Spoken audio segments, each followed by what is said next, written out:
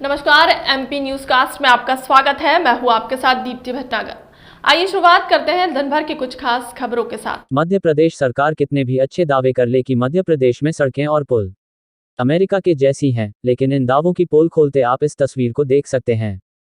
दरअसल यह तस्वीर कटनी की है। कटनी के NH87 में करोड़ों की लागत से बने लमत्रा ओवरब्रिज बनाया गया था, जो कि अब भ्रष्टाचार की भेंट चढ़ गया है। पिछले 9 महीने में 2 बार ब्रिज की फिलिंग खुल चुकी है और अब फिर ब्रिज की फिलिंग खुलने से ब्रिज सवालों के घेरे पर आ खड़ा हुआ है। मध्य प्रदेश के कटनी जिले में शहडोल से कटनी बाईपास रूट में NH87 लमत्रा ओवरब्रिज इस समय सुर्खियों में है, क्योंकि करोड़ों की लागत से बना ब्रिज अब भ्रष्टाचार की भेंट चढ़ गया है। इसकी दोनों तरफ की फिलिंग खुल गई है और साइड की दोनों तरफ की दीवार ढह गई और ब्रिज का मलबा पिलर सहित सड़कों पर मटीरियल गिर गया है। देर रात यह हादसा हुआ है। गनीमत रही कि जब भी हादसा हुआ तब वहां पर कोई भी मौजूद नहीं था, लेकिन सुबह होते ही प्रशासन के आला अधिकारी मौके पर पहुंच गए और ठेकेदार के साथ बातचीत कर इसे बनाने की बात करने लगे। कटनी कलेक्टर प्रियंक मिश्रा ने साफ तौर पर कह दिया कि प्रक्रिया पर है, इसे दोबारा बनाई जाएगी। लेकिन जब उनसे सवाल किया गया कि साहब लापरवाही तो हुई है, जो कि फिलिंग बार बार खुल जा रही है, इस पर कलेक्टर साहब ने ठेकेदार का बचाव करते हुए कह दिया कि ठेकेदार के द्वारा बनाया जाएगा। अगर हम थोड़ा इसके पूर्व 2019 और 2020 की बात करें तो कटनी मुड़वारा के विधायक संदीप जायसवाल ने इस ब्रिज को लेकर विधानसभा प्रश्नों भी लगाए थे कि जो ब्रिज का मेंटेनेंस गारंटी है वह तो पुरानी एजेंसी करेगी, क्योंकि जब ब्रिज बन रहा था तब इसे MPRDC के द्वारा बनाया गया था, लेकिन बाद में इसको NHAI के द्वारा ले लिया गया और फिलिंग का काम किया गया, लेकिन पुरानी एजेंसी इसकी मेंटेनेंस को करेगी। लेकिन सबसे बड़ा सवाल खड़ा होता है कि जब जिले के विधायक ने ब्रिज को लेकर विधानसभा प्रश्न लगा दिया तो इससे स्थिति स्पष्ट होती है कि ब्रिज पर भ्रष्टाचार तो हुआ है, जिसका खामियाजा जनता को भुगतना पड़ रहा है और ब्रिज की जो साइड की फीलिंग है वह गिर रही है। फिलहाल सभी अधिकारी और जनप्रतिनिधि बात कर रहे हैं, लेकिन देखना यह है कि यह करोड़ों की लागत से बना ब्रिज अब फिर दोबारा चलने लायक कब होगा और जनता को इसने चलने को कब मिलेगा।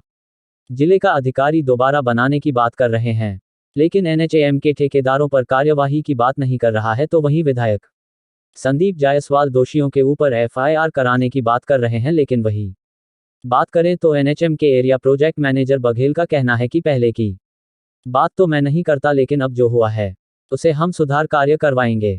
संवाददाता जाहिद हुसैन सिद्दीकी, कटनी। और NHAI को हैंडओवर किया गया था। पिछली बार जब इसमें गड़बड़ी आई थी तो MPRDC के आधिपत्य में था, क्योंकि प्रोजेक्ट ऑनगोइंग था। अभी भी ये प्रोजेक्ट एक तरीके से जो इसका लाइबिलिटी पीरियड होता है ये उसमें है। तो NHAI के मैनेजर और MPRDC के कॉन्ट्रैक्टर सब लोगों को आज यहाँ बुलाया गया है। हम लोग प्रशासनिक रूप से मूलतः ये जो यहाँ पे अब ये अनफिट है इसके ऊपर चलने के लिए, इसमें जो भी कमियाँ आई हैं, हम लोग यहाँ पे जो वैकल्पिक व्यवस्था जो बनानी है, कहाँ की गाड़ियाँ कहाँ निकलेगी, ये व्यवस्था देखने आए। बाकी जो लाइबिलिटी का जितना भी पोर्शन है, कॉन्ट्रैक्टर के ऊपर लाइबिलिटी फिक्स करना, थर्ड पार्टी से असेसमेंट कराना, वो सब NHAI और MPRDC मिल करके करेंगे, उनका दायित्व है। उसमें प्रशासन का, जिला प्रशासन का किसी भी तरीके से सहयोग जो आवश्यक होगा वो दिया जाएगा।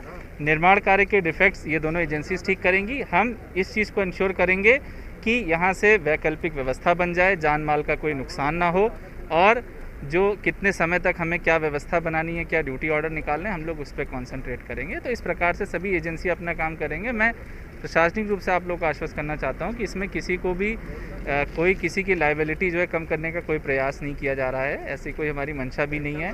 और ये अच्छी बात है कि कल जो घटना हुई इसमें किसी प्रकार कोई हताहत नहीं हुआ।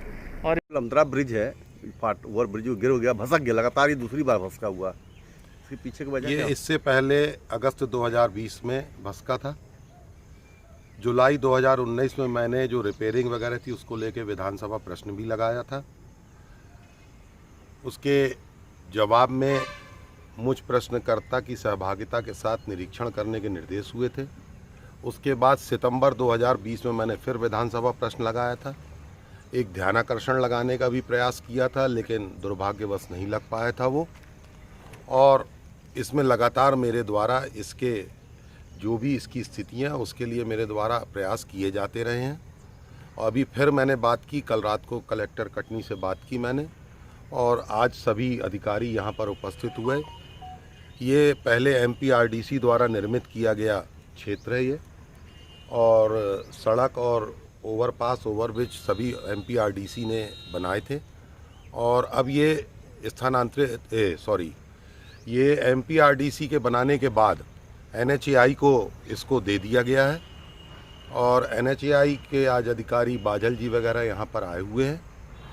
मैंने उनको सारी चीज़ें दिखाई। आप भी देख रहे होंगे कि जो गिर गया वो ठीक है। इसके अलावा यहाँ पर ये जो तथाकथित बीम है और उसके बीच में गैप आ गया, यानी ये सारा पोर्शन गिरने की स्थिति में है।